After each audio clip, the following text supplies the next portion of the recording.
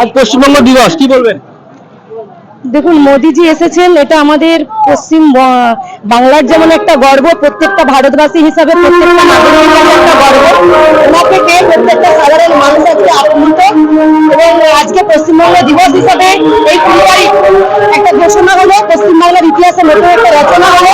এবং আমরা খুব গর্বিত, ওনার মতো মানুষ আমাদের দেশের গর্ব, দেশের শান, দেশের মান, দেশের সবকিছু।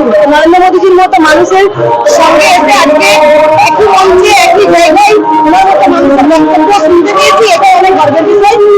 এই ভাষা বলার মতো ভাষা নেই। দ্বিতীয়বার মোদীজি তারকেশ্বরে, কি বলবেন? এর আগে যখন হয়েছিল তখন ভোট পাইনি নিয়ে এসেছিলেন, এখন ভোট জিতার পর এসেছেন। এই যে ভোটের জিতার পর সাধারণ মানুষ আজকে ছুটে এসেছেন কাতারে কাতারে। সাধারণ মানুষের কাজ মোদি আসা মানে সাধারণ মানুষের কাজ আসবে, মোদি আসা মানে বেকার কাজ আসবে, মোদি আসা মানে নারীদের সুরক্ষা আসবে, মোদি আসা মানে আমাদের সম্মান ফিরে আসবে। মোদি এসেছে, প্রত্যেকটা ভারতবাসী হিসেবে আমি একজন ভারতবাসী হিসেবে গর্ব অনুভব করছি। একদিকে জামাই ষষ্ঠী, একদিকে মোদীজির সভা তারকেশ্বরে, মানুষের জনসমাগম প্রচুর, কি বলতে চাই?